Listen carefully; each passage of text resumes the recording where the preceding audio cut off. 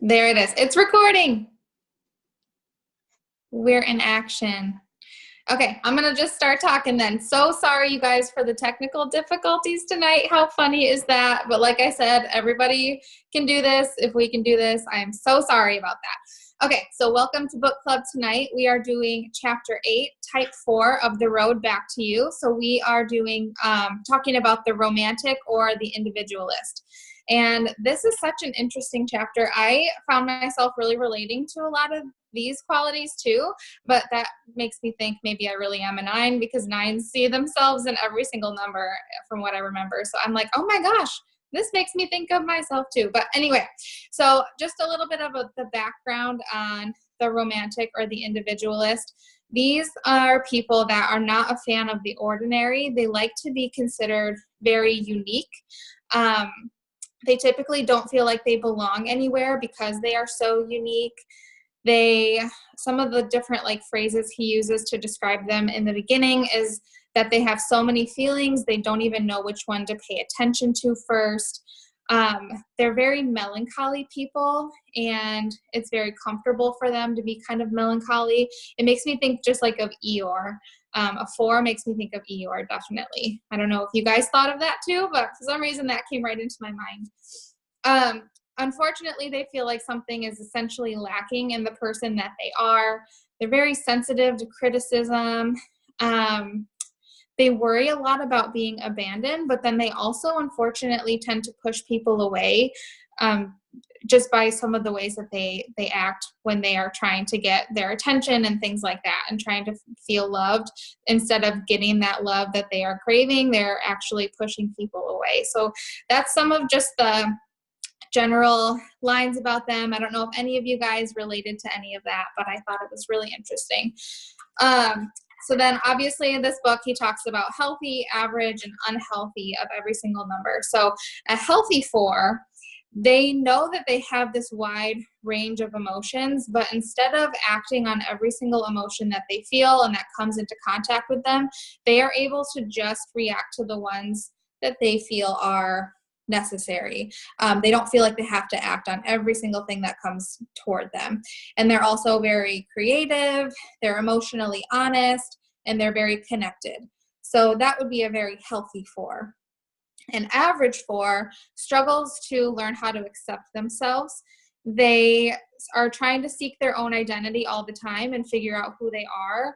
So they're always exaggerating their uniqueness and kind of overplaying that part of themselves.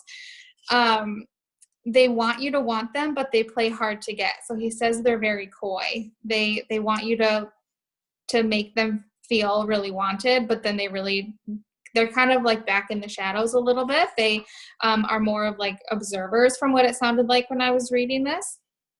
But mostly because they want you to approach them. So they're just not the type that are going to necessarily come and approach you. They kind of sit back in social settings and hope that you come to them.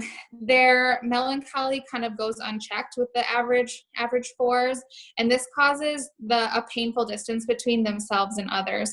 So they kind of just seem sad and they get that distance. So then instead of people coming to them, they kind of stay to behind, and then they're distancing themselves, and they're not actually getting that connection that they're really desiring.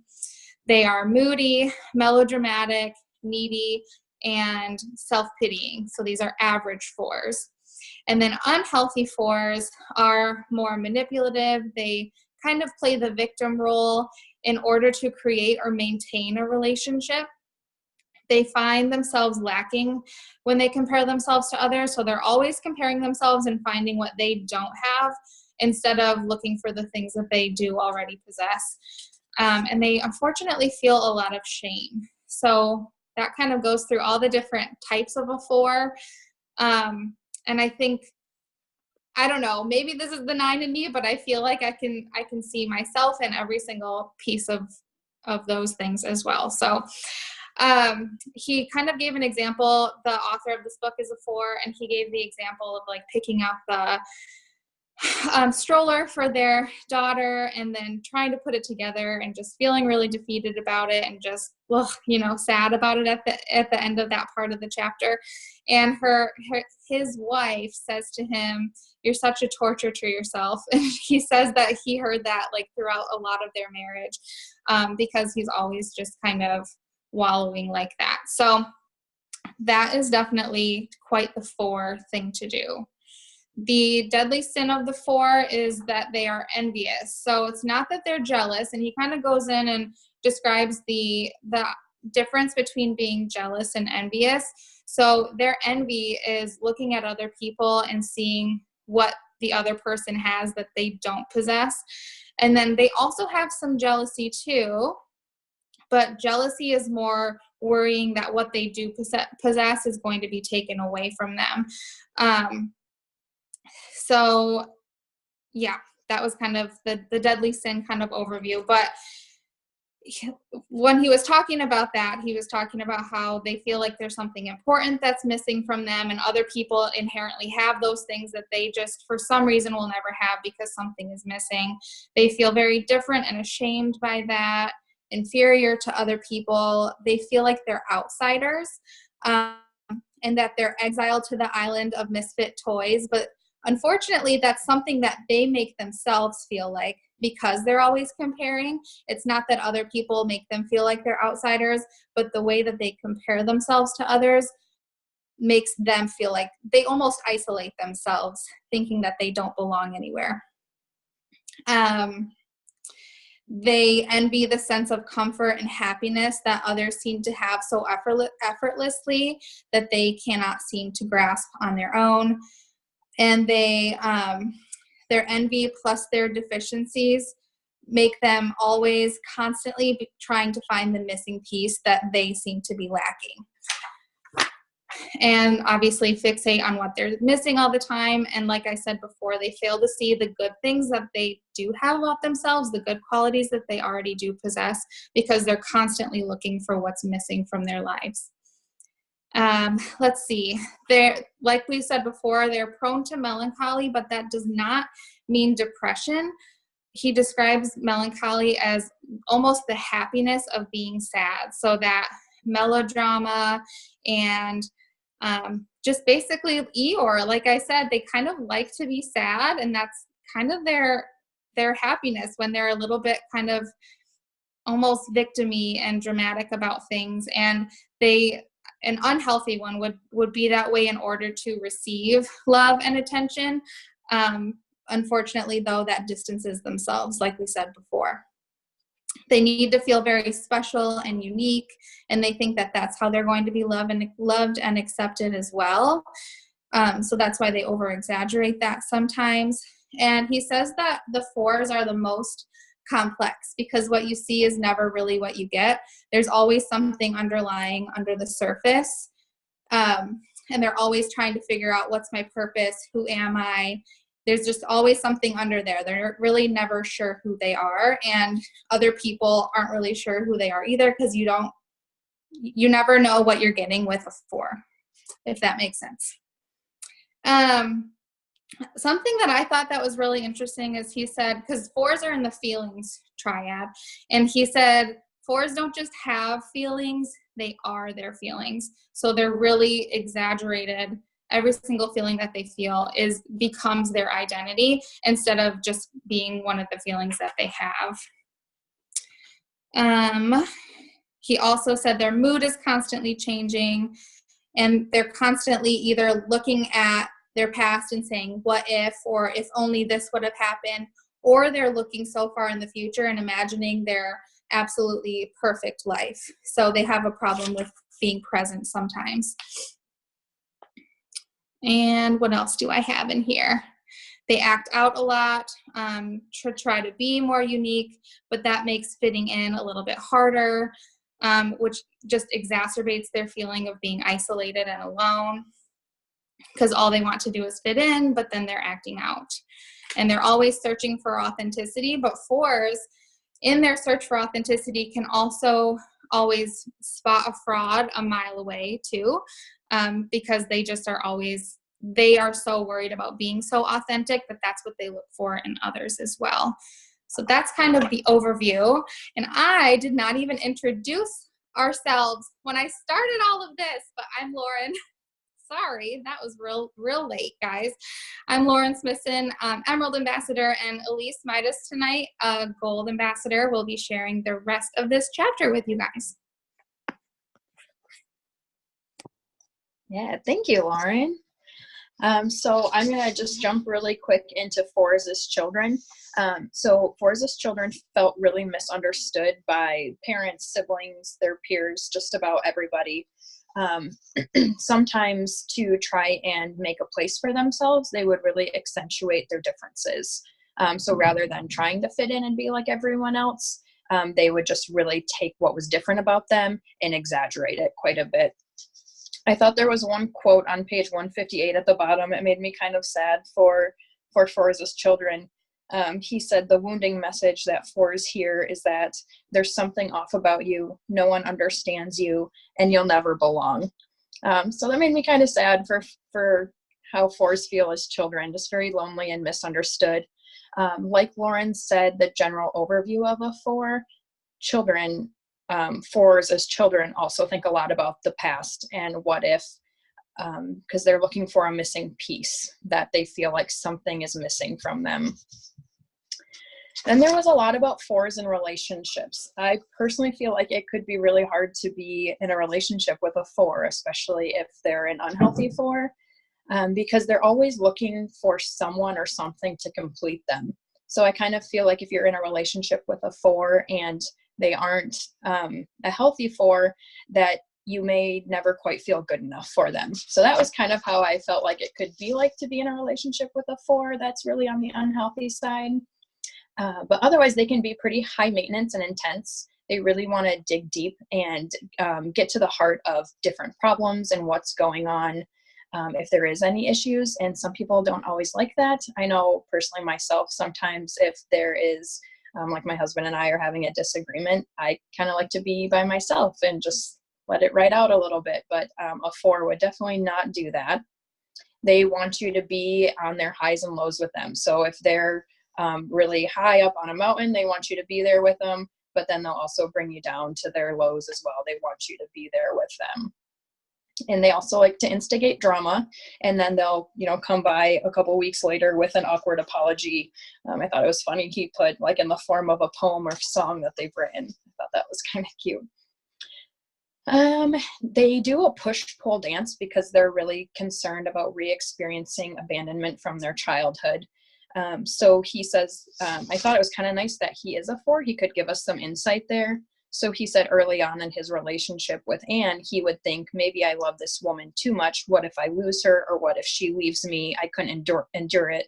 So he would push her away, be critical, and then all of a sudden realize, oh no, I've gone way too far, and do the polar opposite and really try and pull her back in. So that is something that could also be kind of difficult being in a relationship or being a good friend with a four.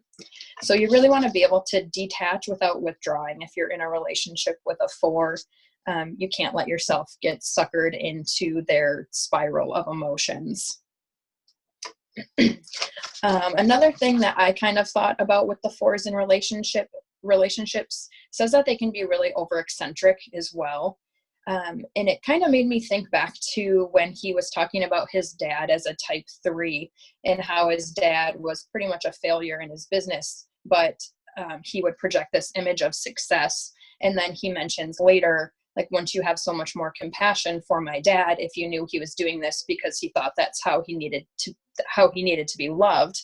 And so I felt like that's the same with a four. Like, when you understand that they're being over eccentric and they're being intense, it's because that's how they're looking to fill their missing piece. That's how they're looking to be loved. So just one way to kind of read into fours a little more when you understand that. So with a four, if they're healthy, they can be very self-aware. They can be great friends and coworkers. They're really hardworking and generous, and they are actually the most empathetic of any of the types there in the Enneagram.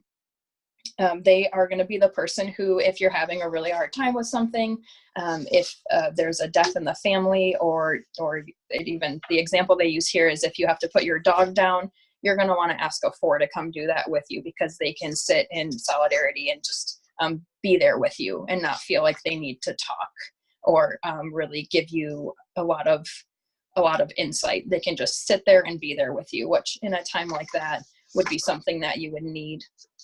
And then I like how he ended it out with the relationship part. And he says that 4s can be incredibly funny people. So I felt like most of that was really serious, but he just kind of ends showing that their weird take on the world can really be funny. So I thought that was nice to bring back there.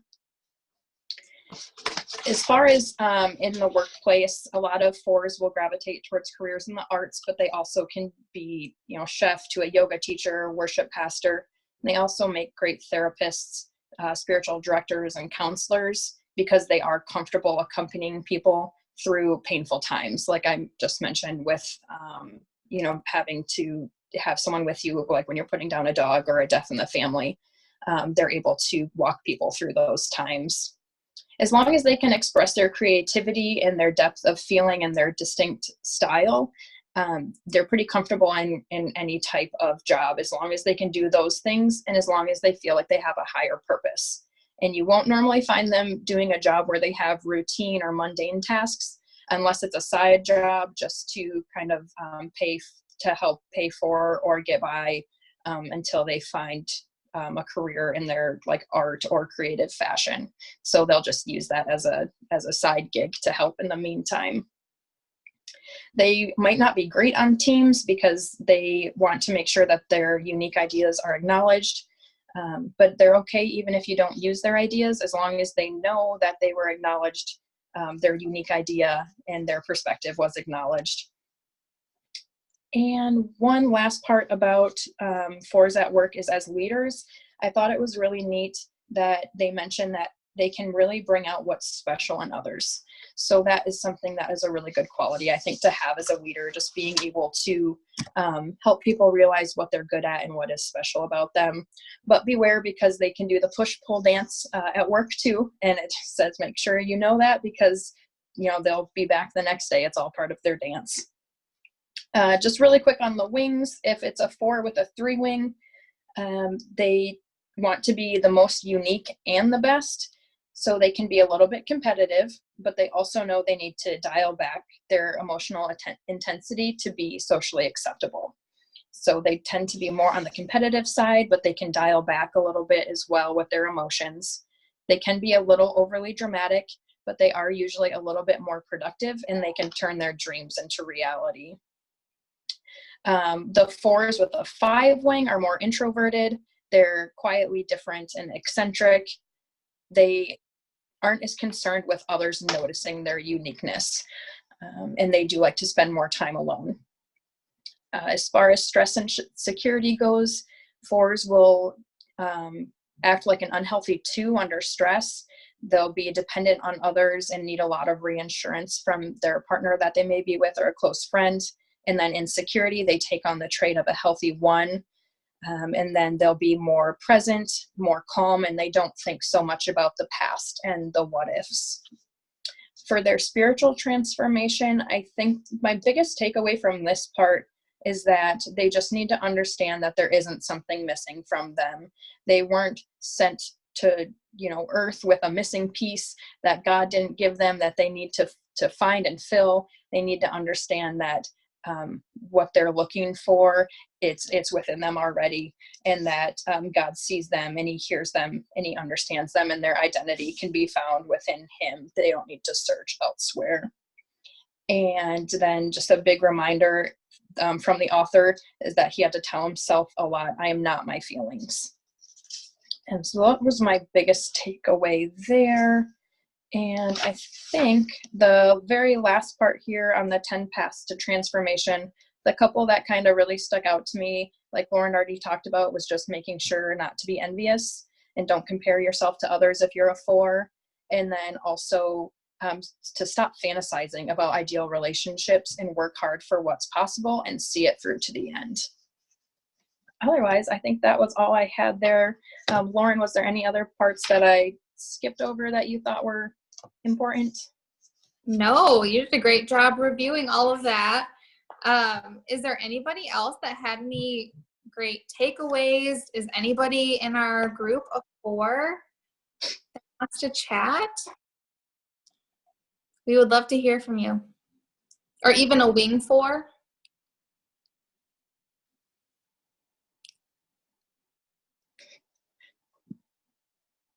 I know I'm not a 4, but I think I finally decided that I have a nephew that might be a 4. And he was just always a little bit, I don't want to say different, but kind of like different growing up. And even now he's 16 and he'll wear just like the most different like types of glasses. Like the ones he likes to wear now, they almost kind of remind me of like Where's Waldo glasses. I mean, he pulls them off. It's amazing. But I feel like something he does to like set himself apart and really kind of show his uniqueness. And he's also really into kind of the arts and stuff too. But I kind of think that he might be a 4. Yeah. It's so interesting when we can do this, kind of think of our lives that fit into those. Lauren, something that you said stood out to me, and also as we were reading it, I kind of had the same thought you did, that it can almost remind you of a 9 when you, like, as Evan commented, that like if we're overwhelmed or stressed, we kind of can become Eeyore in our room and organizing and whatnot. And so I think that maybe like that's where you were seeing yourself in the 4 was just with that melancholy behavior and just we're also hypersensitive people, and because we are like just highly sensitive, I think that goes hand in hand with some of the things that were said about a 4. I don't know what your thoughts are on that. I think 9s, like you said, just they're highly sensitive and they're not in that feelings triad, but I think it's easy to like see ourselves in that because we do have sensitive feelings too. Elise, you said you think you might be a 9. Did you relate to some of that too? There was definitely some parts that I felt like I could relate to as far as the feelings portion was going. Still waiting till we finish out the book, but so far I've related most with the 9. Yeah. So I definitely did see a little bit of the 4. There was one part in particular, I'm probably not going to be able to find it right now, but that kind of made me feel like, oh yeah, I definitely can relate to that.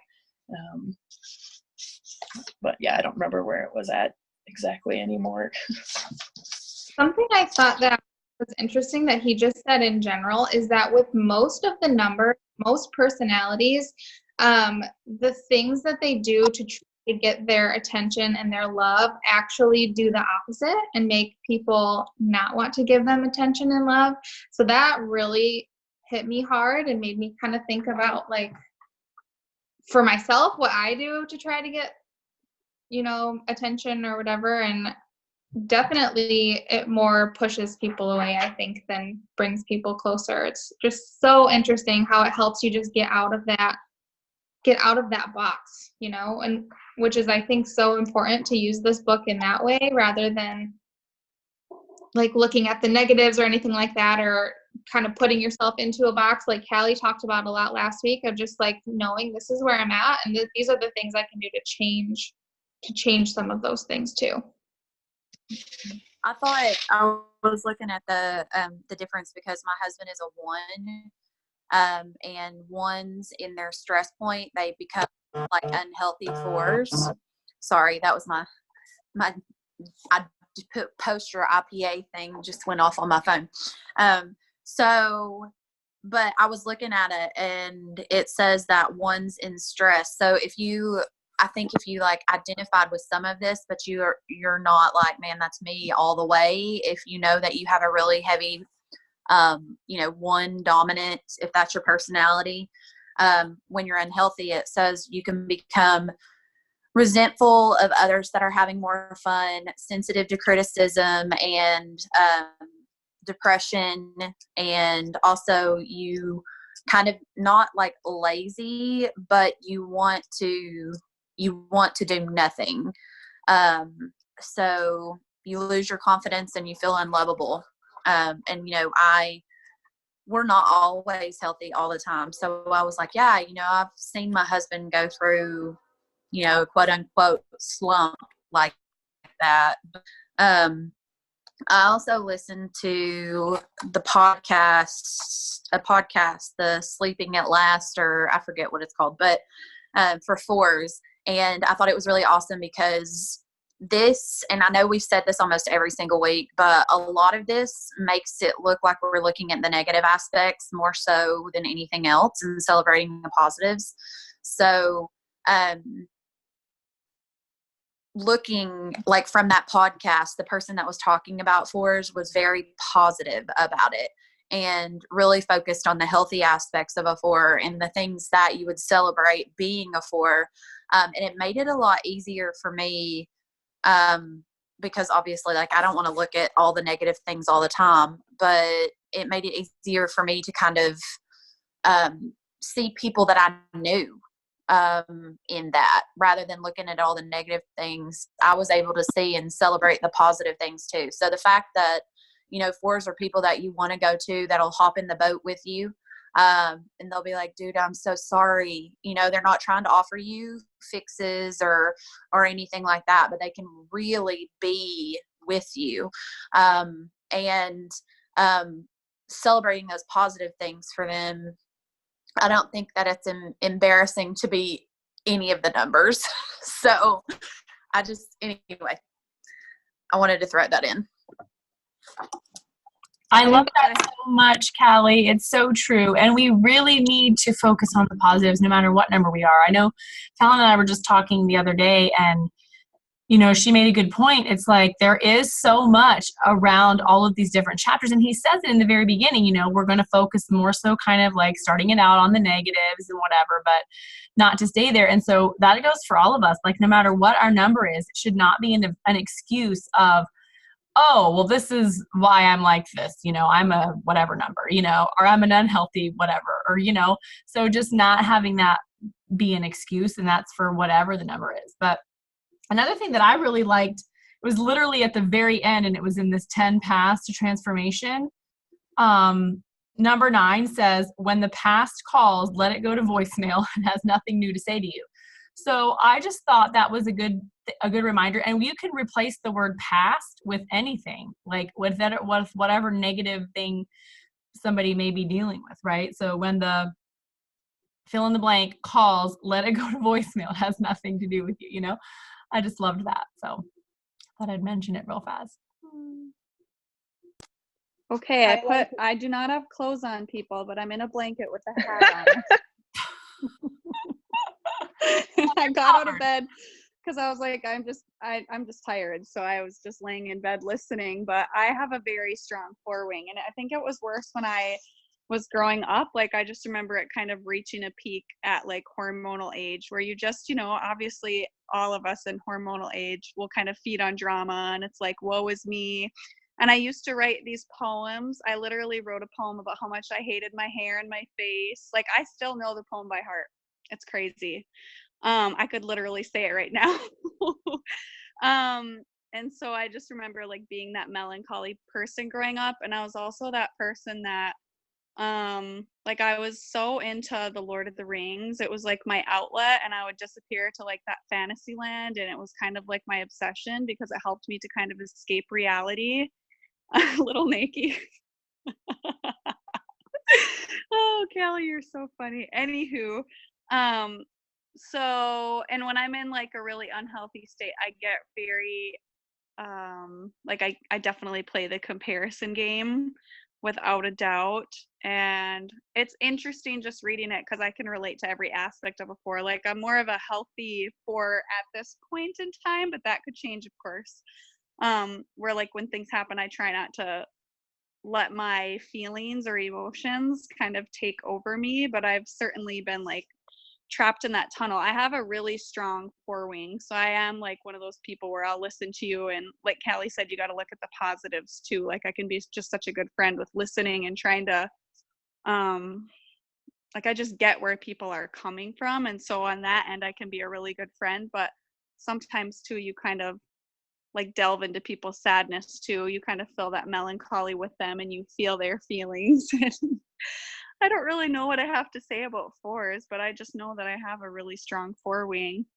I actually question, I don't know if I'm a 3. I think I'm a 3 with a really strong 4.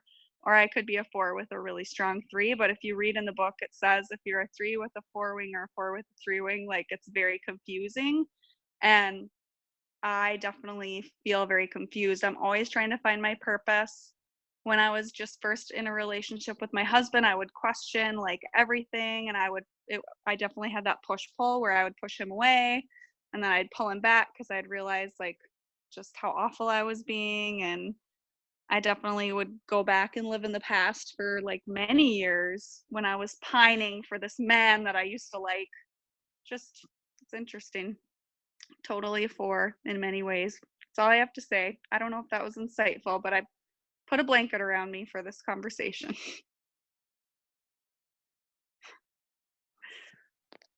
I was going to say that I like that in the book he says 4s are born with exactly how they should be and everything that they need right inside of them, and like that focusing on that, because 4s feel so inadequate sometimes, and just reminding them that what they have is perfect and it's just how God created them, and to use that for their life, and to be in touch with their emotions and things like that. And then I have a friend who's a 4, and so I will like have conversations with her about like making sure I'm looking at situations from a sensitive light and not just being a 1, so to speak. So I look for that insight. And then as far as me being a 4 and stress, like I might have to reread some of that again, because I've listened to it and been on here, and I need to reread it, I think, because I don't necessarily feel like that is exactly where I go. I think I go to all the bad things about a 1 more when I'm stressed, if that makes sense. Like I work harder and work furiously to try and fix everything that's wrong, that sort of thing. So, but I don't know. I mean, I think I can be moody, but I mean, can't everybody be moody at some point or another? So maybe that is being a 4. So I also noticed something, you know how Nicole talked about how she was a 2 and like a solid 2. 2's insecurity go to the healthy parts of 4. And y'all that have watched what Nicole has done in the past like year, I don't even know if you're on here, dude. You're probably vacationing. No, you're on here because you want to be on here. But they have some understanding of the need for self-care. So she decided, like when she started thinking about, she was going to start pouring her energy into this, in her health, and being able to focus inward, but also invest in doing creative things which bring them joy. That made me think of all the plates and stuff that she started putting up on the wall, and how she's like redone a lot of her house, and she's been super creative about stuff, and started to feel better about herself. Like I thought, dude, I'm so proud. Like I can see her in her strength, like in her security, too. So it's really kind of cool that you can kind of decipher, once you really know your number and stuff, you can decipher if you're in a healthy spot or if you're in an unhealthy spot. And that's also how you can check to make sure that you've identified yourself in the correct ways. If your strengths are highlighted in your security number, and if your weaknesses are highlighted in your stress number. So I thought that was cool affirmation.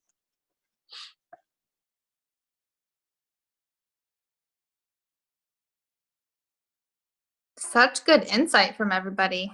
I am loving hearing all of this. Callie, I think you've got a really great grasp of the Enneagram, and I love hearing all the things you have to say every week. I just have to say that. Is there anybody else that wants to share or has any takeaways from this chapter?